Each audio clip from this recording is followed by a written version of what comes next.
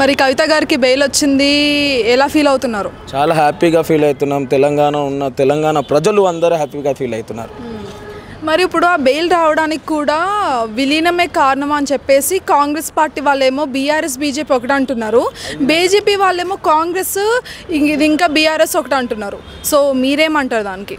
అమ్మా, ఇప్పుడు ఎట్లుందంటే రేవంత్ రెడ్డి పాలనలో ఇటు కాంగ్రెస్ బీజేపీ కుమ్మకు రాజకీయాలు అంటారు, అటు చూస్తే ఇటు బీఆర్ఎస్ బీజేపీలకు జాయిన్ అవుతారని వాళ్ళు అనుకోవడం కాదు. ఇక్కడ మాకున్న ప్రెసిడెంట్ గారు చెప్పాలి, మీరు విలీనం అవుతున్నాము, మేము బీఆర్ఎస్ వాళ్ళు బీజేపీలకు విలీనం అవుతున్నాం. మా ముఖ్యమంత్రి చెప్పిండా? మాకు ఇప్పుడు కూడా ముఖ్యమంత్రి ఆయన రేవంత్ రెడ్డి ముఖ్యమంత్రి కాదు, మాకు కేసీఆర్ తెలంగాణకు ముఖ్యమంత్రి. ఎందుకంటే 2 లక్షల రుణమాఫీ చేస్తా అన్నాడు, ఎక్కడుంది? 30% 40% రుణమాఫీ చేసిండు, ఇంకా 60% ఎందుకు చేయడానికి రావట్లేదు? ఎందుకు చేయడానికి రాతలేరు రేవంత్ రెడ్డి గారికి? అది చేయాలి కదా, చేయలేని పరిస్థితుల్లో ఇప్పుడు వచ్చి కవితక్క ఈరోజు మంచి రోజే, ఈరోజు ఎందుకు కడిగిన ముత్యం లెక్క వస్తుందని కేసీఆర్ గారు చెప్పారు, కవితక్క కూడా చెప్పింది.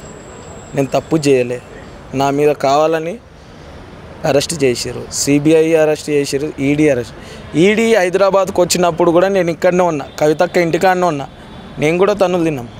కవితక్క ఎప్పుడైనా తప్పు చేయదు, కడిగిన ముత్యమే కవితక్క. బతుకమ్మ స్టార్ట్ చేయాలంటే కవితక్క కంపల్సరీ ఉండాలి, కవితక్క లేనిది బతుకమ్మ స్టార్ట్ కాదు తెలంగాణలో. అది ఇప్పుడు కవిత గారు అరెస్ట్ అయిన కొత్తలో కొన్ని మంత్స్లో ఆవిడ ఆరోగ్యపరంగా కానీ మెంటల్గా కానీ బాగానే ఉన్నారు, బట్ ఆ బెయిల్ అన్నది రిజెక్ట్ అవుతూ ఉండడము కోర్టుల్లో, అదేవిధంగా ఈవిడ హెల్త్ ఇష్యూస్ కూడా పెరుగుతూ వచ్చాయి డే బై డే, అంటే మానసికంగా కూడా ఆవిడ వీక్ అవుతూనే వచ్చారు. అంటే బెయిల్ రాదని ఆవిడకి ఏమన్నా ఇదైపోయి అలా వీక్ అయ్యారా, లేకపోతే దానికి ఏమన్నా డిఫరెంట్ రీజన్స్ ఏమైనా ఉన్నాయా? డిఫరెంట్ రీజన్స్ అంటే ఇప్పుడు 2 పిల్లలు ఉన్నారు అక్కకి, 2 అబ్బాయిలే. ఒక అబ్బాయి ఫారెన్లో చదువుకుంటున్న, చిన్న అబ్బాయి, నేను ఇప్పుడే ఇంటికి పోయినప్పుడు చిన్న అబ్బాయి స్కూల్ నుండి రావడం జరిగింది. ఎవరికైనా ఇప్పుడు తల్లి లేని రుణము, ఇప్పుడు తల్లి లేదు, ఎవరైనా తల్లిని అడుగుతారు కదా, అమ్మ ఏది అని అడిగే వాళ్ళకి కూడా ఉంటుంది. అప్పుడు ఎలక్షన్స్ ముందు కలుస్తామా, అక్క వస్తుంది అనుకున్నాం, రానికపోయినా ఏం కాదు, మాకు గట్టి ధైర్యం ఉంది. కడిగిన ముత్యం లెక్కన కవితక్క రావడం జరిగింది.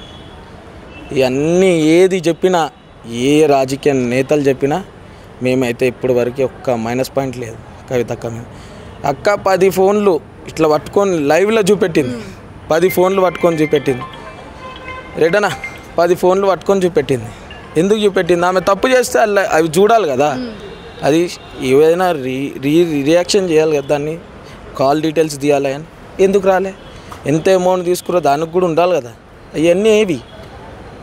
సిబిఐ ఈడీ అరెస్ట్ చేశారు, జైల్లో సిబిఐ అరెస్ట్ చేయడం అది నిజమేనా, సత్యమేనా? అది వాళ్ళే అరెస్ట్ చేస్తారు, వాళ్ళే దాడులు చేస్తారు, వాళ్ళే జర్నలిస్టుల మీద దాడులు చేస్తారు, వాళ్ళే విద్యార్థుల మీద దాడులు చేస్తారు. ఇదా తెలంగాణ తెచ్చుకునేది? మా 10 ఏళ్ళ పాలనలో ఎప్పుడైనా జర్నలిస్టుల మీద చేసుకున్నామా? ఎంత ఏడుస్తున్నారు ఆడోళ్ళ జర్నలిస్టు. కొండారెడ్డిపల్లి రేవంత్ రెడ్డి ఊర్లోనే ఆడ జర్నలిస్టుల మీద చేతులు లేపడం ఏంది? అవునా కాదా? అది లేపడం కరెక్టేనా? ఈరోజు వస్తుంది మా టైగర్, తెలంగాణ ముత్యమైన టైగర్, మా కింగ్. ఆమె వచ్చినాక చూడండి రాజకీయం ఎలా ఉంటుందో. ఏదైతే జర్నలిస్టుల మీద చేయలేపారో ఇప్పుడు లేపమని జర్నలిస్టుల మీద చేయి ఉంటుంది ఆట.